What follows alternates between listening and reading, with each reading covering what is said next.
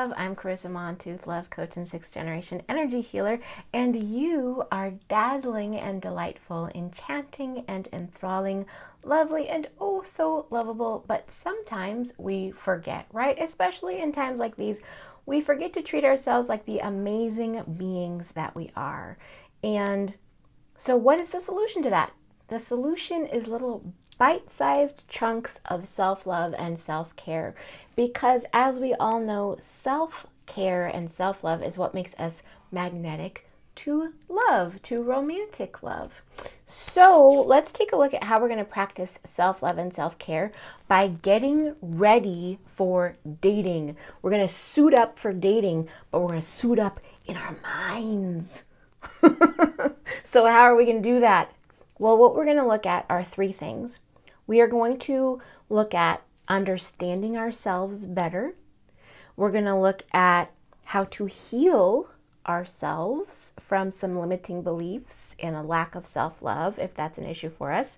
And then we're going to look at the practical side of dating. So like how to date like a person who loves themselves.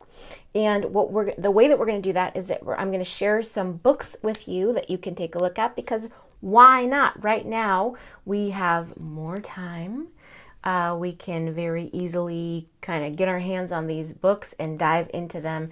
And, this knowledge is power. So what do we want to look at? Well, the first book that we're going to look at is The Female Brain by Luann Brizendine. And if you have a female brain or you're interested in how a female brain works, you're going to want to check this one out.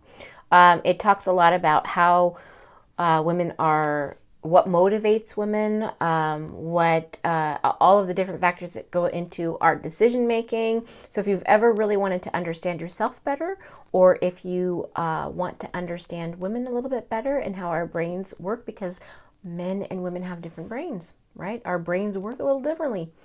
If you want to check that out, this is a good thing to check out.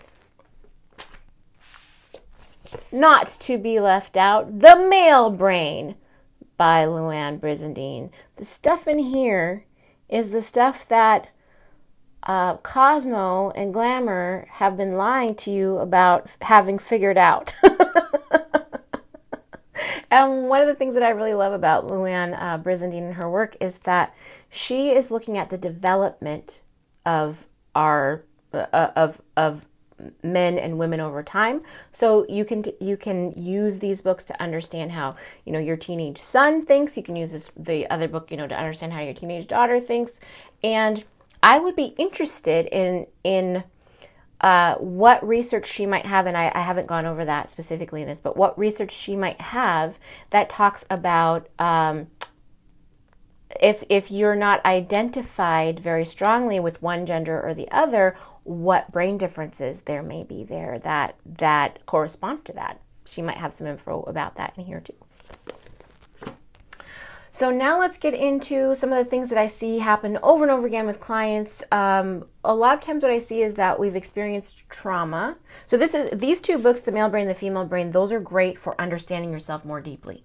But then once you get in there and start looking around, you're going to find some stuff that needs to be cleared out. You're going to find some wounds that are left over from trauma that need to be dealt with. You're going to find some limiting beliefs about what's possible for you. And you're going to find that there are some areas of yourself that you don't love, right? And so what do we do to address that? We need to do some healing work around that. And here's where we get into that. So the first one I want to share with you is called It Didn't Start With You by Mark Wolin. And this is an amazing book because it talks a lot about how it describes and explains how trauma can be passed down within a family. So it's not even necessarily that you experienced the traumatic event firsthand in your family, but traumatic events that your parents or grandparents experienced can impact you negatively, even if you were never aware of them. It's phenomenal what can be passed down to us in terms of trauma and what has to be dealt with. And because of what we're dealing with right now, it pays to be aware of these kinds of mechanisms, not only for our own healing, but to try to address how we want to handle that for our kids and how they're going to experience all this impact of the impacts of self-isolation and hearing about all this death in the news and remembering this time and what this was like. So this will be a good book to understand the mechanism of that and to just deal with some of your stuff so that you're not carrying it around with you and carrying it into relationships with you. I think one of the best questions we can ask people when we're dating is like, how aware are you of your stuff, and what are you doing to deal with it? And to listen to that and not have that be a question that we're asking to make the other person wrong or to say, like, obviously you have baggage. It's more an acknowledgement that we all have baggage, and that's not the issue. The issue is, are you being responsible for dealing with your stuff? And this even helps you understand whether you're dealing with your stuff or more than your stuff, right? So that is that. Another amazing book that I just love so much is You Can Heal Your Life by Louise Hay. This is a life-changing book. The techniques that she teaches for self-love are very, very simple. Self-love, self-care, very, very simple. And when people do these things consistently, their lives change. But so many people think a book will not make a difference for them, and so they just don't do it. Don't be one of those people. Take advantage of the things that are in here because they will help you change your life. They're very simple and easy to use if you actually do it. So now we've dealt with knowing yourself better. We've got some resources there to help you dig deep and know yourself better and to have a better understanding. If you are dating someone of the opposite sex, then you can have a better understanding of them. And you can have a better understanding if you're dating someone of your own sex, you can have a better understanding, or your own gender. You can have a better understanding of how their brains might be working. But then we want to get into some of the practical aspects of dating, right? Especially right now when we're thinking about online dating, because pretty much life is happening online right now. But even under, pseudo-normal conditions, we do a lot of our living online and a lot of our dating online in terms of just creating our online profiles to meet people. This is an awesome book for that. It's called You Probably Shouldn't Write That. Tips and Tricks for Creating an Online Dating Profile. It's got lots of great examples in it. It's by Lisa Hone, and it's just amazing. One of the things that I like about it is she really gives you clear examples of, if you want to communicate this, here are some ways to write that. So this is something to definitely check out. And if you are a hetero woman who wants to date in a way that feels spiritually aligned for you, which is the majority of my clients, this is a book that you would really, really love.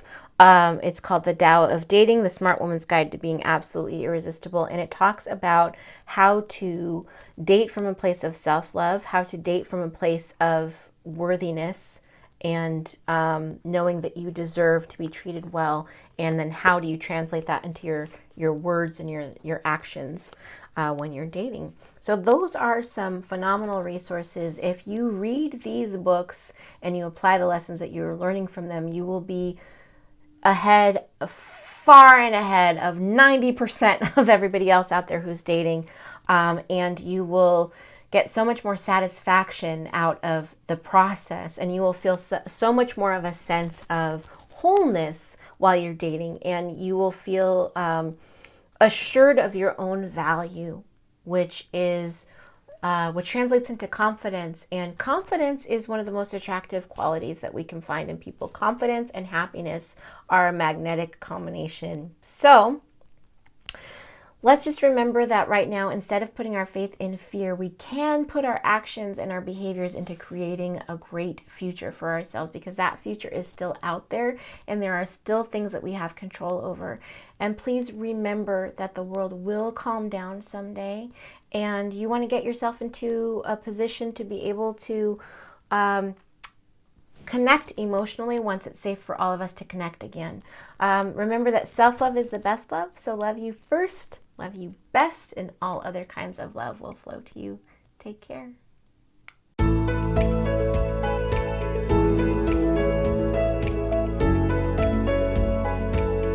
Ready for a fresh start in love?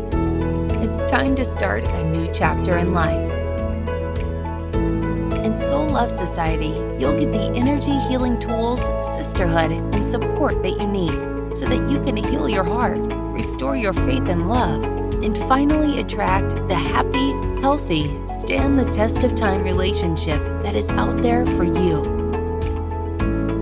Soul Love Society is more than a membership community.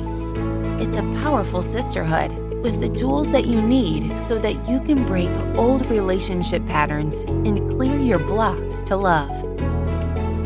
Soul Love Society. Start creating your happily ever after now.